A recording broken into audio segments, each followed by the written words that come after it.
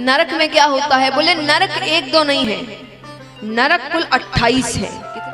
लेकिन जन्म जन्म मुनि जतन कराही, अंत राम कही आवत नहीं। तो योग्यता में वो ताकत नहीं जो ताकत अपने पर, भगवान को अपना बनकर पुकारी। नरक में क्या होता है? बोले नरक एक दो नहीं है, नरक कुल 28 है। कितने हैं? उसमें क्या होता है? उसमें आपको आपके पाप के अनुसार दंड मिलता है। जैसे पाप किए होंगे वैसा दंड मिलेगा। जैसे उदाहरण देखिए, मैं आपको असली दंड नहीं बता रही क्योंकि वो बहुत भयानक होते हैं, पर समझा देती हूं, आप समझ जाएंगे। मान लीजिए घर के डस्टिंग का कपड़ा है। डस्टिंग यानी जो धूल बैठ जाती है, सूखी धूल, उसको साफ करते हैं ना। तो डस्टिंग का कपड़ा है, उसको साफ करना है। कैसे करोगे? और थोड़ा पानी से पोंछेंगे, झाड़ेंगे तो वो साफ हो जाएगा। अच्छी बात है। अब मान लीजिए घर के पोछे का कपड़ा है, उसको कैसे साफ करोगे? पानी में धो के, और सिर्फ पानी से तो होगा नहीं, साबुन इत्यादि, हाँ, और कूटनी से पीटेंगे खूब, ब्रश और साबुन में खूब घिसेंगे, तब जाकर वो साफ होगा। अब मान लीजिए रसोई घर का कपड़ा है जिसमें तेल की चिकनाई है,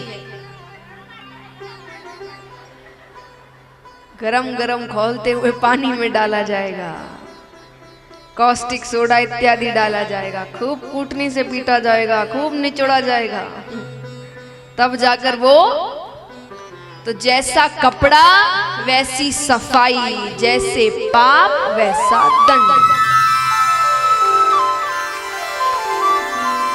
अब सुखदेव जी ने तो असली दंड बताए थे, तो राजा परीक्षित बड़े डर गए। सोचिए, मैंने ना बता के कितना अच्छा, जिस व्यक्ति ने अपने जीवन में सिर्फ एक पाप किया था, सिर्फ एक, उसका भी दंड उनको मिल गया कि 7 दिनों में मृत्यु है, वो भी ये बातें सुनकर कांप उठते हैं। तो हम और आप तो क्या हो जाएगा? तो बड़े डर गए वो, डर गए। उन्होंने कहा कि प्रभु ऐसा है क्या कि जीव पाप भी करे और नरक लोक भी ना जाए? सुखदेव जी कहते हैं ऐसा तो नहीं है, पाप किया है तो नरक लोक तो जाना पड़ेगा। हाँ, अगर तुम एक गलती करते हो, उसका प्रायश्चित कर लो, उसको वापस ना दोहराओ तो दंड बहुत कम हो जाता है, लेकिन नरक तो जाना पड़ेगा। बोले नहीं, कोई तो तरीका होगा कि जीव पाप भी करे और नरक लोक भी ना जाए।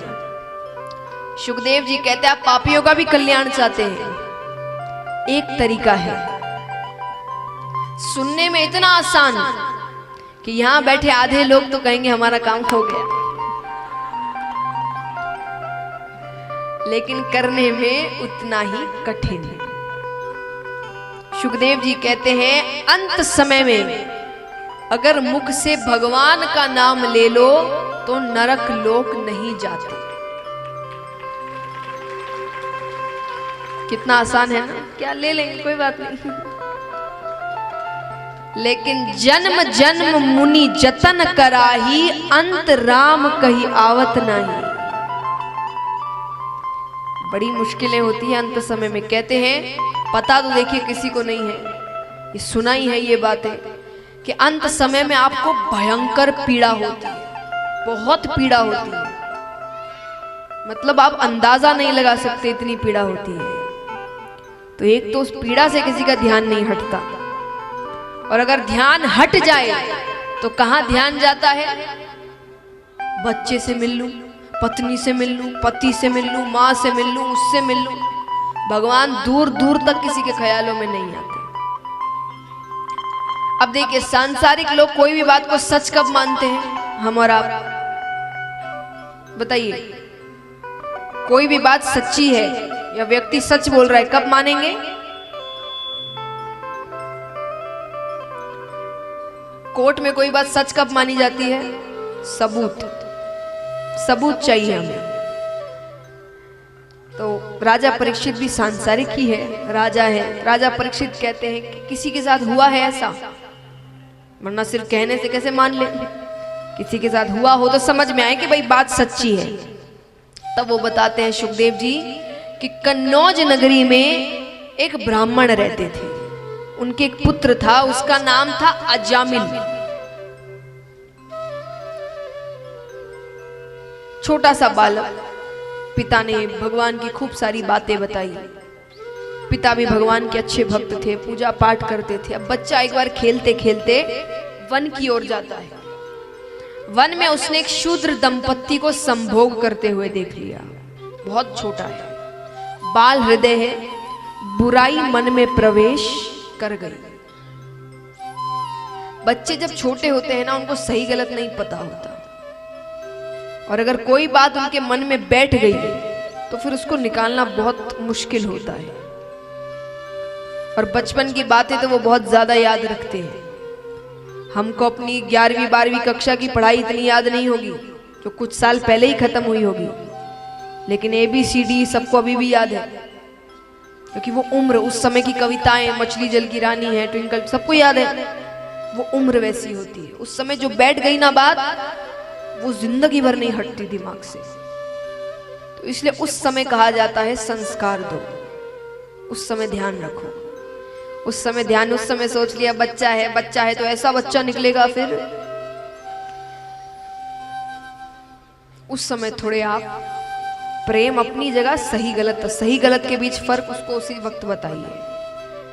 तो उन्होंने देख लिया, बाल हृदय में बुराई प्रवेश कर गई। अब एक अवगुण आ जाए ना, तो वो अपने भाई बंधों को बुला लेते।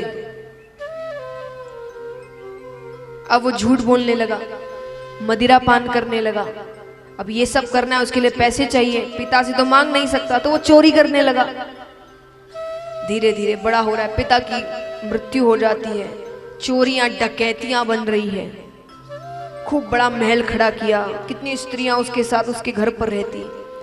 अब उसी नगरी में एक ऋषि 100 वर्षों की तपस्या कर कर उठते हैं। वहां के लोगों से कहा कि यहाँ किसी ब्राह्मण का घर है क्या? वहां पर उस वक्त ब्राह्मण का घर सिर्फ उसका था। सबने कहा घर तो है, पर अब पिता तो मर गए और वो बच्चा तो ब्राह्मण कहलाने लायक है नहीं।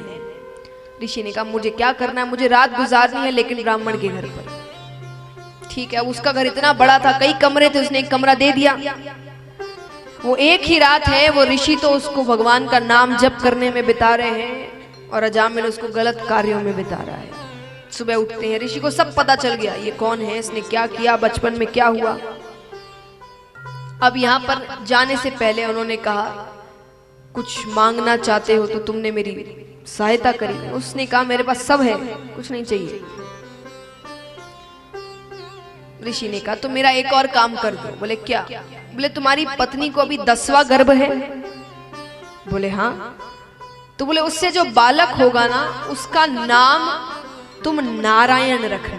क्या रखना? नारायण। उसने कहा ठीक है। अब जैसे ही बालक होता है, उसने बालक का नाम जो वचन दिया था नारायण रखा, क्योंकि घर का सबसे छोटा बालक था तो उस पर मोह ज्यादा था। तो अब दिन भर उसके मुख में एक ही नाम, नारायण इधर आना, नारायण भोजन करना, नारायण कहाँ गया, नारायण को घुमाना, नारायण नारायण नारायण नारायण, दिन भर एक ही नाम। समय बीतता है, अंत समय आता है। अंत समय यमराज सामने, उनको देखकर वो जोर से चिल्लाता है नारायण मुझे बचाओ, नारायण मुझे बचाओ। नारायण नाम सुनते ही तो भगवान उठते हैं। भगवान अपने पार्षदों से कहते जाकर देखो कौन मुझे पुकार रहा है, उसकी मदद करो। वो जाते, उनको देखकर यम के दूत भाग गए।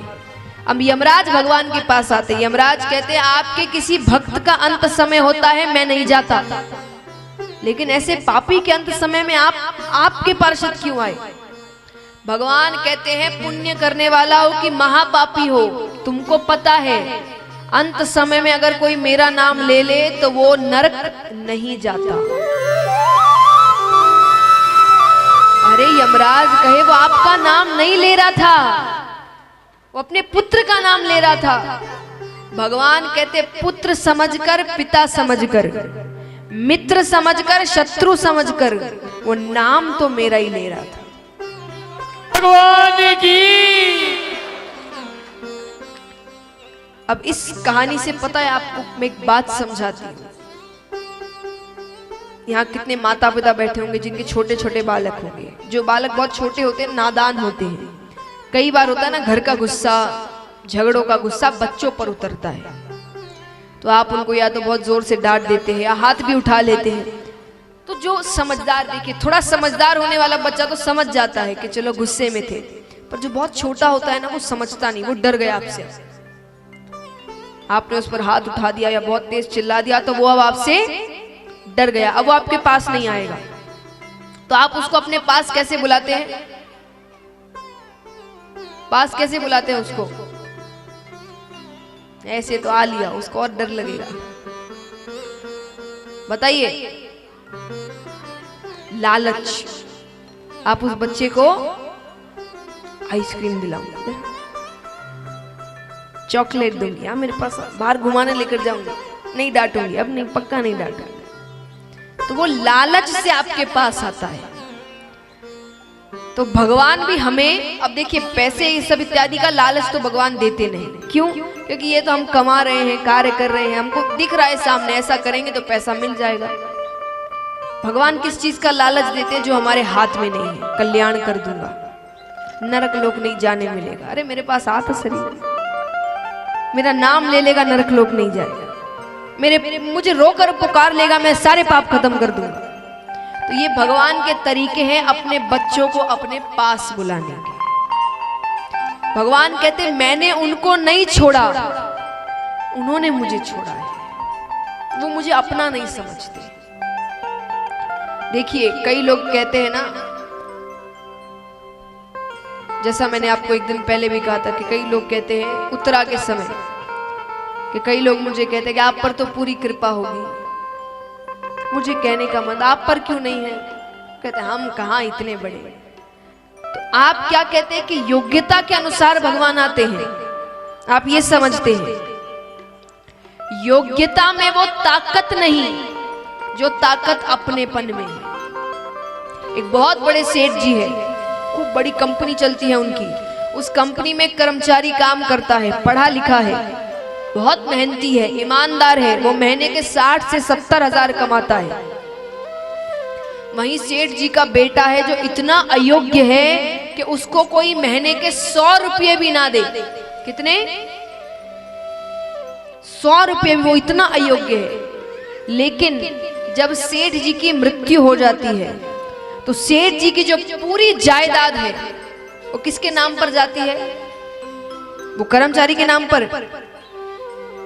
किसके नाम पर? बेटे के नाम पर। क्यों? कि वो अपना है। तो योग्यता में वो ताकत नहीं जो ताकत अपनेपन। भगवान को अपना बनकर पुकारिए। हम जैसे भी हैं, अच्छे हैं, बुरे हैं, पुण्य करते, पापी है तो आपके बच्चे, संभालना तो आपको ही पड़ेगा। बच्चों के लिए मैंने कहा ना, कुछ भी हो जाए वो जानते हैं माता पिता के लिए कि ये मुझे छोड़ेंगे तो नहीं, कुछ भी कर ले पर ये मुझे छोड़ेंगे नहीं। वो विश्वास आपको भगवान पर लाना है। हम कैसे भी है तो आपके।